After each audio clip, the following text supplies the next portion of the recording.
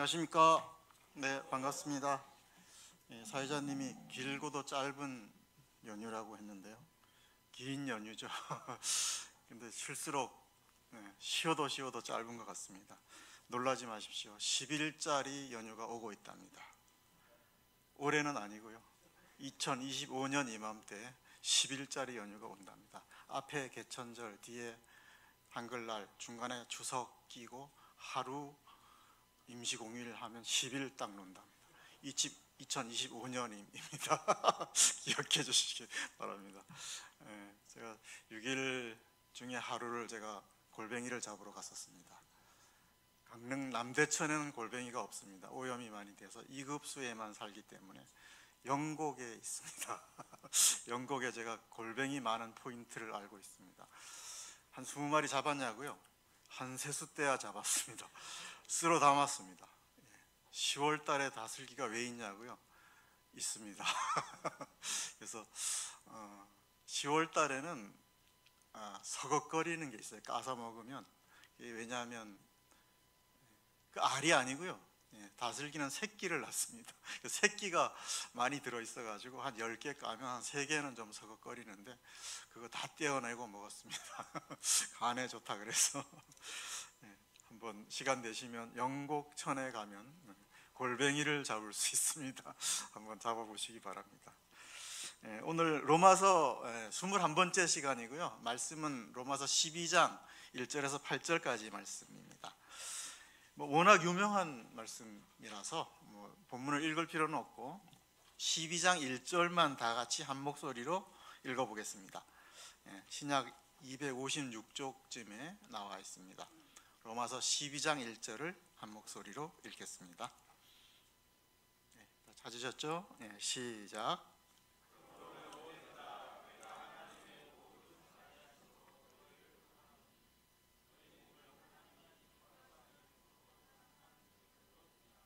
오늘 감사합니다.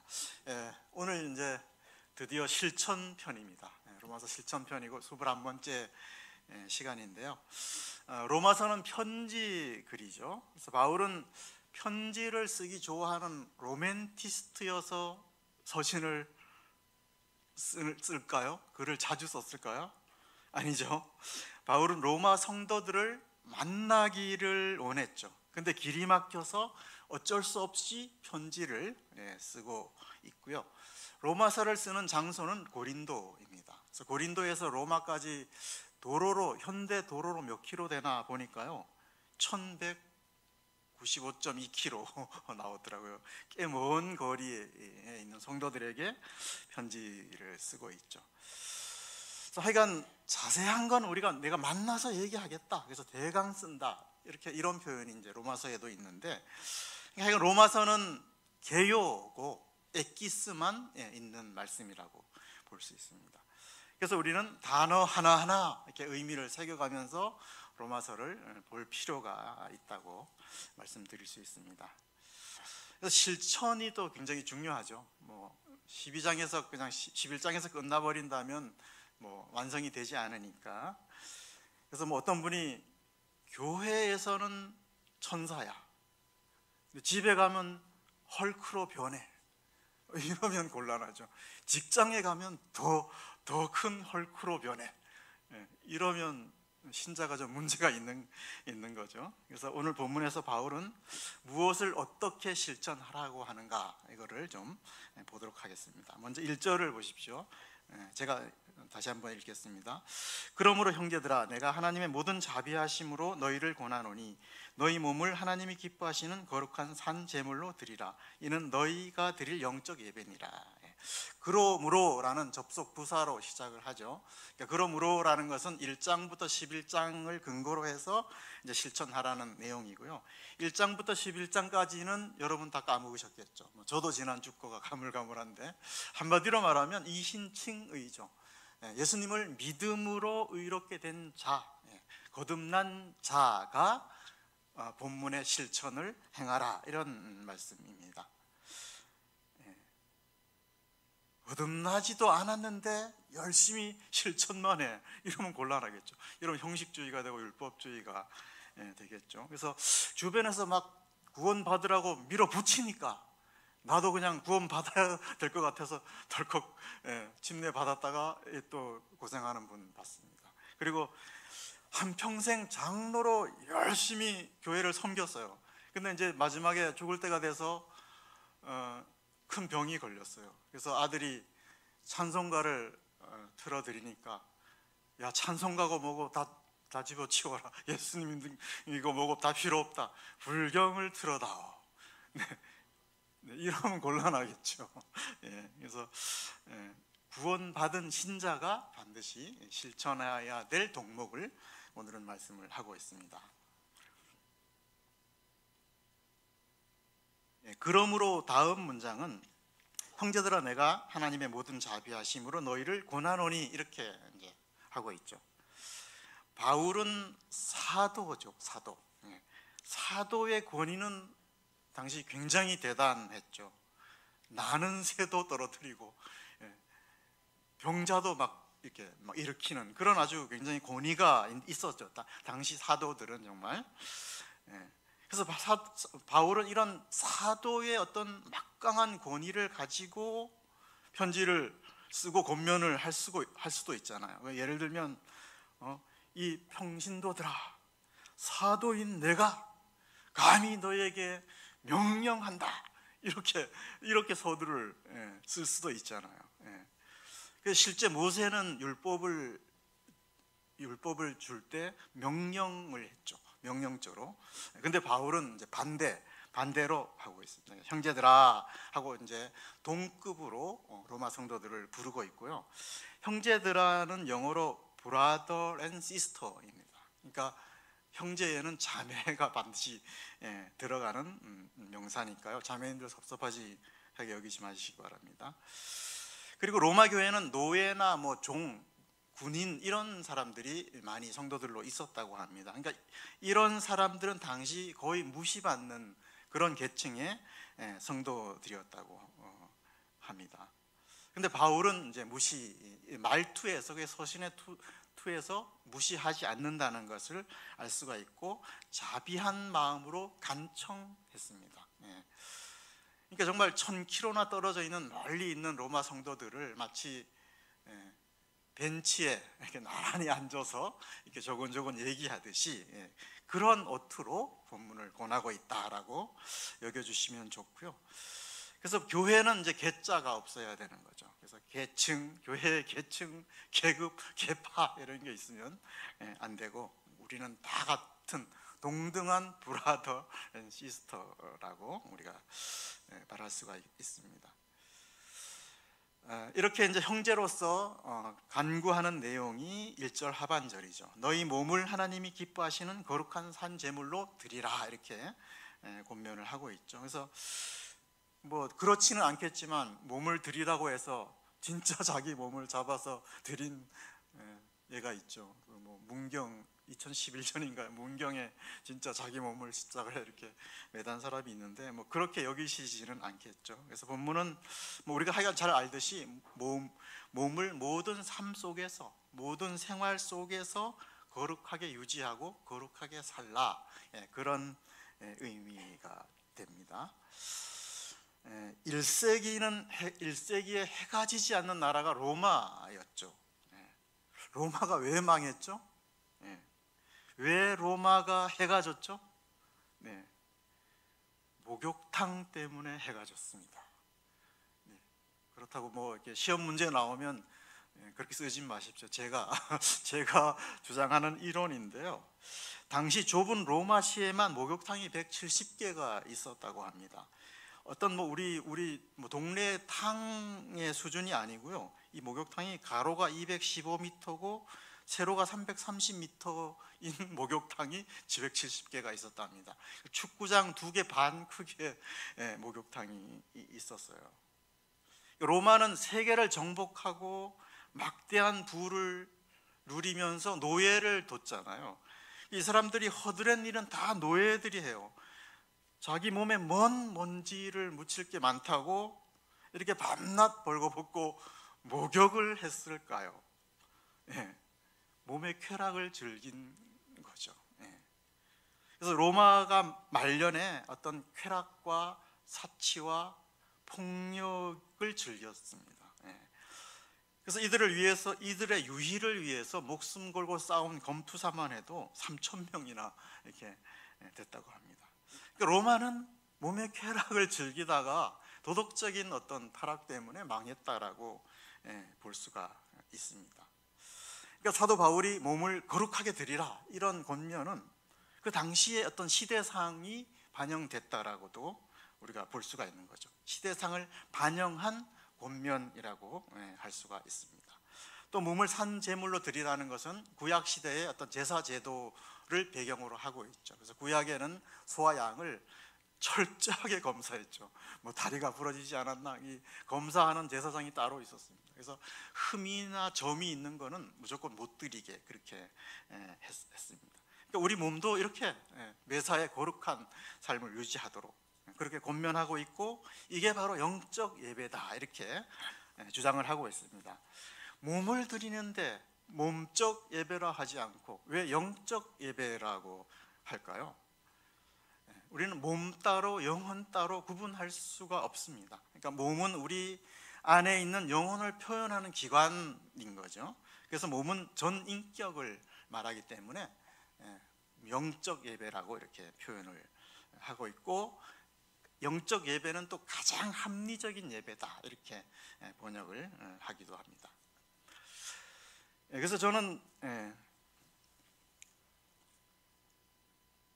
본문은 하여간 우리가 많이 아는 내용이기 때문에 제가 이제 특별히 본문에서 눈여겨볼 단어는 하나님이 기뻐하셨다는 단어입니다. 2절에서도 기뻐하시는 이라는 표현이 있잖아요. 그러니까 하나님은 기쁨의 하나님이고 유머의 하나님이고 웃음의 하나님이십니다. 그러니까 온 우주 속에는 하나님의 기쁨이 들어 있습니다. 하나님의 유머가 들어 있습니다. 그래서 창세기에 보면 하나님이 매일매일 창조하실 때마다 뭐라고 그러세요? 기뻐하셨다라고 하고 있고요. 특히 우리 인간을 만들어 놓고는 심히 기뻐하셨다 이렇게 기뻐했다라고 표현을 하십니다. 그러니까 이 우주 만물을 보면 하나님의 그 기쁨, 희락이 들어가 있는 거죠. 그래서 우리가 동물원에 가보면 좀 알 수 있잖아요.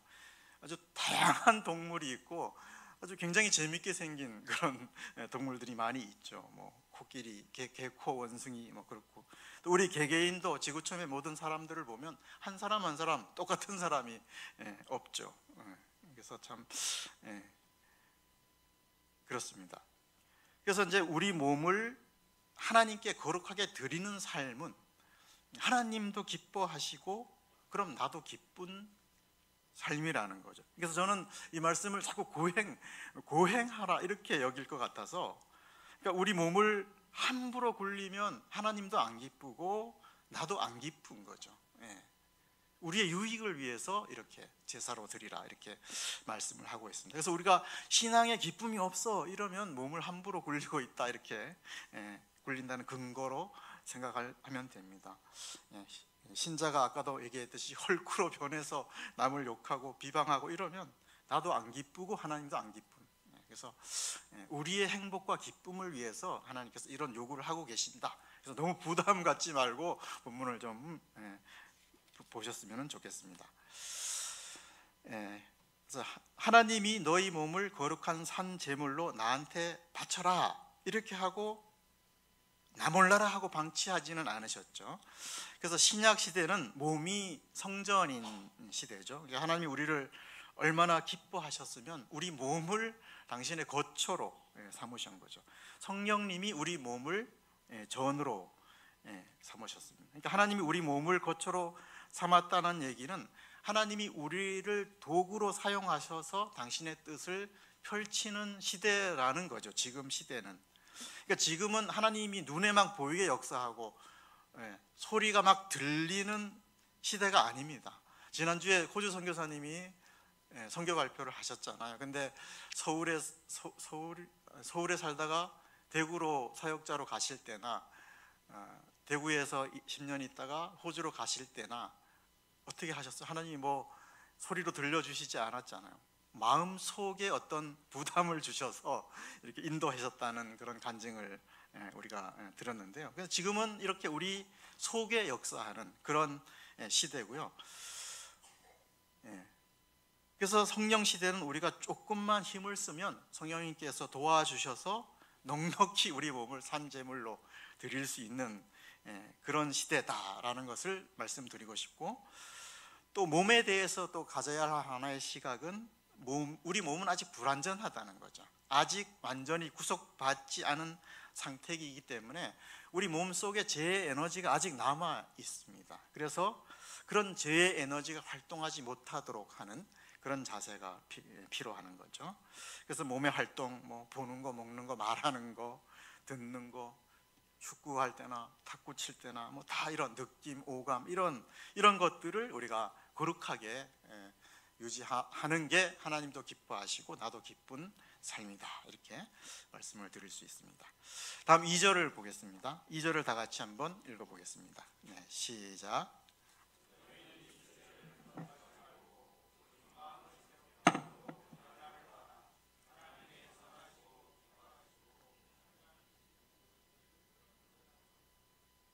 감사합니다. 바울은 몸에서 또 한 단계 들어가서 마음을 어떻게 해야 하는지 권면을 옮겨가죠. 본문은 우리의 마음을 새롭게 함으로 변화를 받아서 하나님의 뜻을 따라 살라, 그런 뜻이고요. 새롭게는 영어로 renewing 이렇게 돼 있더라고요. 그러니까 새로워졌는데 또 다시 새롭게 하라, 그런 의미가 됩니다. 그러니까 거듭나서 한번 새로워진 것으로 끝이 아니고 또 다시 마음을 새롭게 하라, 그런 권면입니다. 그래서 우리가 첫 번째로 새로워진 상태는 증기기관차에 비유한 뉘앙스가 이 의미 속에 있다고 하는데요. 그러니까 증기기관차, 하여간 기관차가 서울 방향으로 이렇게 있었는데 우리가 예수님을 믿음으로 새로워진 것은 전기기관차가 반대로 완전히 바뀌어서 강릉 방향으로 이렇게 틀어져 있는 상태를 첫 번째 새로워졌다라고 의미를 하고 있습니다. 그러니까 이 새로운 첫 번째 변화는 우리가 사탄의 노예에서 하나님의 택한 족속, 왕 같은 제사장, 거룩한 나라, 하나님의 소유된 백성, 영혼을 향해 가는 거룩한 순례자, 이런 자로 이미 우리가 변화를 받았다는 뜻이고요. 그래서 그 본문에 보면 수동태로 돼 있는 게 변화를 받으라는 의미가 딱 수동태는 하나가 있는데 그런 의미고요. 그 다음에는 이제 새롭게, 그 다음엔 다시 마음을 새롭게 하라, 그런 권면입니다. 그래서 그 새롭게 하는 방법이 이 세대를 본받지 말라, 그렇게 권면을 하고 있는데, 그래서 이제 우리는 이 세대를 보는 시각부터 일단은 바꿔야 되겠죠. 그러니까 이 세대는 사단이 지배하는 세상이라는 시각 자체를 가져야 돼요. 세상이 돌아가는 뒷배경에는 사단의 검은 손길이 있다는 것을 항상 인식을 해야 됩니다. 그래서 우리 예를 들 게 없을까 찾아보니까 세계 1, 2차 대전 예를 한번 좀 들어보겠습니다. 무지막지하게 사람들이 죽었죠. 세계 1차 대전, 2차 대전 때. 그래서 1차 대전에는 사망자가 2,855만 5,880명 이렇게 통계가 났고, 2차 세계대전 때는 7,500만 명이 이제 죽었다고 합니다. 2차 세계대전을 일으킨 악의 축은 누구죠? 히틀러죠. 근데 이 세계대전을 우리가 바라볼 때 히틀러 한 사람의 문제로 볼 수 있을까요? 그러면 안 되겠죠. 그럼 히틀러 한 사람 없어지면 그 다음엔 평화가 와야 되잖아요. 그 다음에 누가 나왔죠? 스탈린이 또 나왔습니다. 김일성만 죽으면 북한이 변화될 것 같았죠. 아니잖아요. 또 나오고 있고요. 그래서 세상은 뭔가 검은 손에 의해서 흔들리는 흐름이 있는 거죠. 세상을 우리는 그런 시각으로 일단은 봐야 됩니다. 그래서 세상의 뉴스를 보면 범죄가 계속 반복되고 있고, 범죄는 점점 커지잖아요. 나아지지가 않잖아요. 교육이 아무리 발달해도 나아지지가 않다는 것을 볼 수가 있습니다. 그러니까 세상은 신본주의가 아니라 이런 사단의 손에 잡힌 인본주의에 의해서 만들어진 그런 세상을 보는 시각 자체가 우리가 가져야 된다는 것을 저는 말씀드리고 싶고, 그렇다면 e스포츠, 게임, 신분주의에 의해서 만들어진 걸까요? 저는 아니라고 생각합니다. 게임, e스포츠, 뒤에는 세력이 있어요. 그래서 너무 거기에 너무 빠져 살지 않기를, 하여간 저는 그렇게 주장하고 싶습니다. 검은 손이 있습니다. 기억하시기 바랍니다. 개인이 이제 세상의 풍조를 본받지 않을 뿐더러 교회 안에도 세상 풍조가 얼마든지 들어올 수가 있죠. 그래서 요즘은 과학주의 시대잖아요. 나노 테라바이트까지 자르는 그런 시대고, 컴퓨터도 슈퍼컴퓨터를 넘어서 양자 컴퓨터가 지금 생산됐는지 모르지만 하여간 양자 컴퓨터가 나왔습니다. 슈퍼컴퓨터도 엄청나게 빠른 컴퓨터예요. 그런데 양자 컴퓨터는 슈퍼컴퓨터의 30배가 빠르답니다. 그러니까 슈퍼컴퓨터가 1만 년 걸려서 계산할 거를 양자 컴퓨터는 3, 4분이면 계산이 끝난답니다. 1만 년 걸릴 걸 3, 4분에 끝나는 그런 시대, 이런 과학주의 시대에 동정녀 탄생, 이거 말이 되냐 이거죠. 부활, 기적, 이거 저 교리에서 다 빼자 이렇게 주장하는 신학자도 있습니다. 실제 그거 다 빼고 과학적으로 믿자 이렇게 주장하는 사람도 있어요. 교회에 그런 세상 풍조가 들어온 거고요. 갈릴레오 재판 아시죠? 갈릴레오 재판이 지구가 도는 게 맞죠. 근데 아니다 그래가지고 갈릴레오를 교회가 사형 판결을 내렸죠. 근데 이 교회의 풍조 속에는 아리스토텔레스 철학이 들어와서 그렇습니다. 그러니까 아리스토텔레스 철학에 바탕을 한 재판을 했기 때문에 이런 어처구니 없는 재판을 할 수밖에 없었다고 우리가 역사적으로 알 수가 있습니다. 그러니까 교회에도 우리가 세상 풍조가 들어올 수 있죠. 그래서 우리가 경계해야 될 대상이라고 말씀드리고 싶습니다. 그러니까 개인이나 교회나 세대를 본받지 말라, 그런 권면을 말씀하고 있고, 그래서 본받을 거는 하나님이 선하시고 기뻐하시고 온전한 뜻밖에는 없죠. 그 뜻은 성경 말씀, 성경의 진리대로 믿고 그 진리대로 살다 보면 우리가 바르게 분별할 수 있다라고 말씀을 드릴 수가 있습니다. 오늘 제목이 이제 두 가지 몸가짐인데요. 이제 첫 번째 몸은 이제 성전이 거하는 몸이죠. 그래서 그 몸을 거룩하고 마음은 새롭게 하고, 그 다음은 이제 세 번째 권면인데 3절입니다. 3절을 다 같이 한번 읽어보시겠습니다. 네, 시작.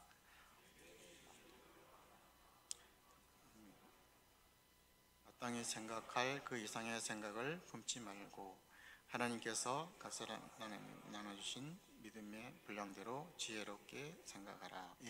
세 번째는 이제 생각은 분량만큼만 품으라, 이렇게 권면을 하고 있죠.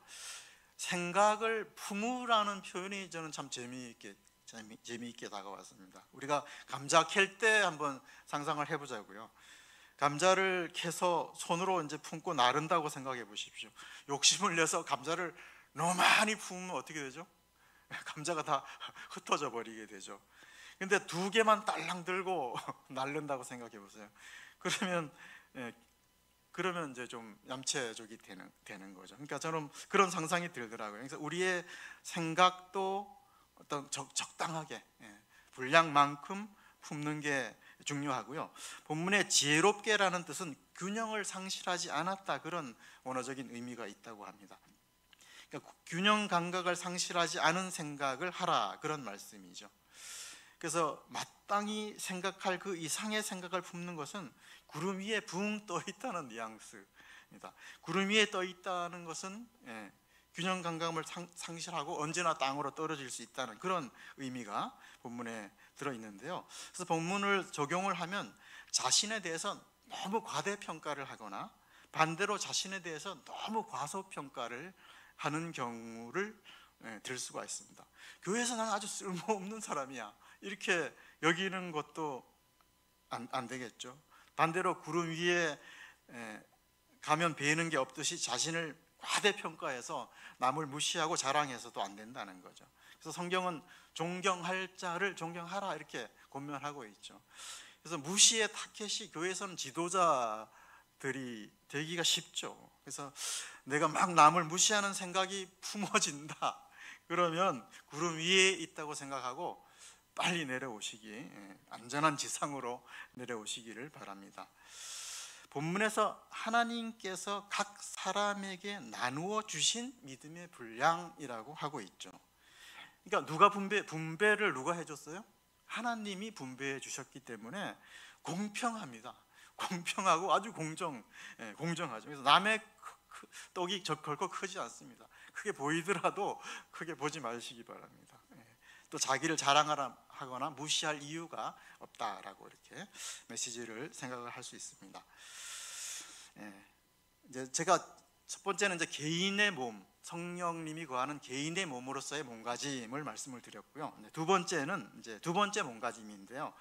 교회의 지체로서의 몸가짐에 대해서 4절에서 8절까지를 증거하고 있는데 4, 5절을 먼저 같이 한번 읽어보겠습니다. 시작.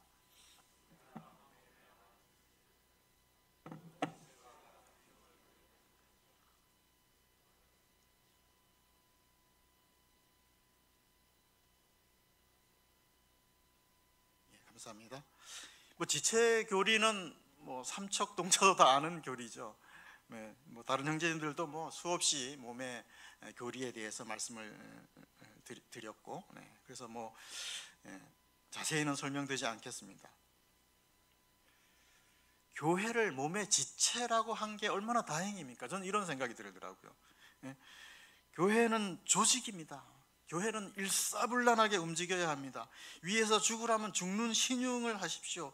교회는 명령에 죽고 명령에 사는 조직입니다. 부장, 과장, 대리, 상사, 중사, 하사, 병 이런 조직과 같아야 됩니다. 이러면 얼마나 삭막하겠습니까? 교회가 얼마나 삭막하겠습니까? 얼마나 살맛 안 나고 삭막하겠습니까? 그래서 교회의 본질은 몸이고요.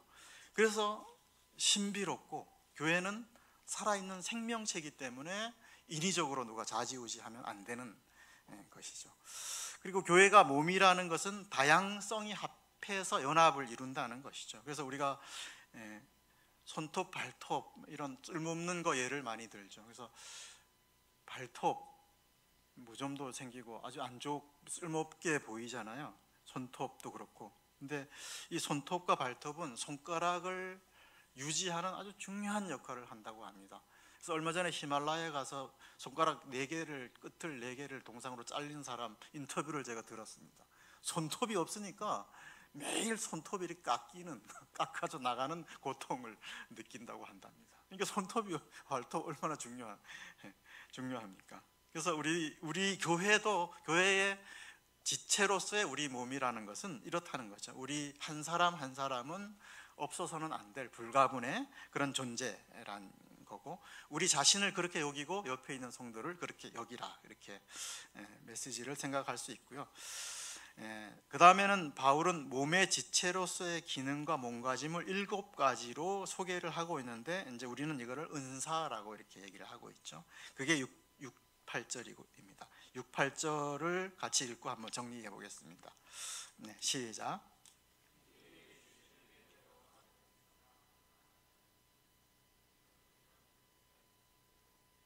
섬기는 일이면 섬기는 일로, 혹 가르치는 자면 가르치는 일로, 혹 위로하는 자면 위로하는 일로, 구제하는 자는 성실함으로, 다스린 자는 부지런함으로, 긍휼을 베푸는 자는 즐거움으로 할 것이니라. 예언, 섬김, 가르침, 위로, 구제, 다스림, 긍휼의 은사입니다. 은사도 다른 형제님이 여러 번 교제해 주셨으니까 각각의 설명은 생략하겠습니다. 제가 상황을 설정을 해서 그 상황을 말씀드릴 테니까 거기에 내가 어떤 마음이 드나 그걸 좀 생각하셔서 내 은사는 이거다 이렇게 생각을 좀 해주셨으면 좋겠습니다. 우리 애찬 때 줄 서서 애찬 먹잖아요, 밥을. 근데 거기에 접시가 2개가 이렇게 쌓여 있죠. 한 자매님이 애찬조 자매님이 왔다 갔다 하다가 그 접시를 그만 팍 깨트렸어요. 그래서 접시가 땅에 팍 깨졌다고 가정을 해보겠습니다. 뭐라고요? 자매님이 접시를 땅에 실수로 팍 깨트렸다고 가정을 해봅시다. 첫째 유형입니다. 자매님의 행동을 자세히 보니까 앞으로 신경에 관한 병이 생길 수도 있습니다. 조심해야 할 것 같은데요 하면서 미래에 대해서 조언해주는 마음이 들면 예언의 은사입니다. 손 들어보십시오. 없습니까? 두 번째는 바로 달려가서 접시를 주우면서 쓸고 닦고 하면 섬기는 은사죠. 세 번째는 저 테이블이 너무 좁아서 접시가 쏟아졌어. 가로 3.2mm, 세로 4.25cm 늘리자. 이런 마음이 들면 가르치는 은사고요. 네 번째는 자매님, 기왕 접시가 깨진 거 어찌하겠습니까? 어디 발은 안 다치셨어요? 다행이네요. 이러면 위로의 은사, 위로의 은사, 그죠? 다섯 번째는 누구를 시켜서 약상자 가져와, 빗자루 가져와, 스카치 테이프 가져와, 아이들 여기 못 오게 해. 이렇게 상황 정리하면 다스리는 은사입니다. 다스리는 은사. 여섯 번째는 접시값은 제가 쏩니다. 제가 다 변상합니다. 구제의 은사죠. 그 다음에 일곱 번째는 자매님 다치지 않아서 얼마나 다행입니까? 안타까워하면서 긍휼한 마음이 들면 마지막 긍휼의 은사입니다. 어떤 마음이 드십니까? 일곱 가지 다 드시죠? 일곱 가지 다 그런 마음. 각자 한두 가지씩은 들었을 거라고 생각을 합니다. 그 다음에는 이제 이런 은사가 있다는 것도 중요하지만 거기에 대한 몸가짐에 대해서 설명을 하고 있습니다. 섬기는 일은 섬기는 일로, 가르치는 자면 가르치는 일로, 위로하는 자는 위로하는 일로. 쓸데없이 왜 이렇게 같은 말을 반복할까요? 그거는 한마디로 남의 동네에 기웃거리지 말라는 거죠. 손으로 숟가락질 해야지 자꾸 발로 숟가락질 하려고 하지 말라는 겁니다. 그러니까 섬기는 은사인데 가르치는 동네에 와서 가르치려고 하지 말라, 이런 그런 의미로 생각을 하시면 되고요. 예언은 믿음의 분수대로 하라는 것은 어떤 선을 넘지 말라는 겁니다. 당시는 예언의 은사가 굉장히 인기가 좋고 부러워하는 은사였는데, 그래서 막 자기를 지나쳐서 막 지나치게 예언하고 예수님 9월 29일 날 오십니다, 뭐 이렇게 막 예언하는 사람들이, 이게 선을 넘은 거죠. 그래서 그런 선을 넘지 말라, 예언의 은사는 그런 뜻이 있고요. 구제는 성실함으로, 이거는 한 마음으로 하라, 이런 뉘앙스가 있습니다. 그러니까 하나님의 눈, 사람의 눈 막 두 개 다 의식해서 구제하지 말라는 거죠. 그러니까 오른손이 하는 일을 왼손이 모르게 이렇게 은밀하게 하라, 그런 뜻이 있고요. 다스리는 자는 부지런함으로, 이렇게 또 권면하고 있죠. 이거는 여기저기 막 참견하라, 이런 뜻이 아닙니다. 열정을 가지고 하라, 그런 뜻이고요. 베푸는 자는 즐거움으로, 그러니까 억지로 베풀고 억지로 의무감으로 하지 말라, 그런 뜻입니다. 그래서 6절에서 8절까지 제가 보기에는 가장 중요한 단어는 마지막 단어입니다. 할 것이니라, 행하라, 영어로 do it. 이게 저는 여기서 가장 중요한 단어라고 생각이 듭니다. 은사는 김치처럼 묵히면 안 된다는 거죠. 자기를 위해서가 아니라 교회를 위해서 do it, 열심히 행하고 열심히 사용하라, 그런 의미로 저는 받아들였습니다. 결론적으로 우리가 거듭나면서 성령님이 거하는 개인의 몸으로서의 어떤 몸가짐, 또 교회의 지체로서의 몸가짐, 두 가지 몸가짐을 어떻게 해야 되는가에 대해서 교제를 했고요. 그래서 우리는 개인의 삶 속에서 드리는 예배를 사적 예배라 그러고, 교회의 지체로서 드리는 예배를, 교회에 와서 드리는 예배를 공적 예배라고 이렇게 하고 있습니다. 근데 이 두 가지가 모두 중요합니다. 두 개 다 반드시 중요합니다. 그래서 공적 예배가 소홀하면 개인주의화 될 수밖에 없고, 사적 예배가 소홀하면 이게 눈 가리고 아웅식의 신앙이 될 수밖에 없습니다. 그래서 저는 두 가지 예배가 다 대단히 중요하다 이렇게 말씀을 드리면서 저의 메시지는 여기서 줄이도록 하겠습니다. 기도하고 마치겠습니다. 아버지 하나님, 우리 몸을 성령님이 거하시는 몸으로 변화시켜 주셔서 감사를 드립니다. 또한 우리를 교회 지체로 살아갈 수 있는 은혜를 주셔서 감사를 드립니다. 저희가 사도 바울이 권면한 대로 몸은 거룩하게 또 마음은 새롭게 생각은 분량만큼 몸가짐을 갖는 자들이 될 수 있게 인도하여 주시옵소서.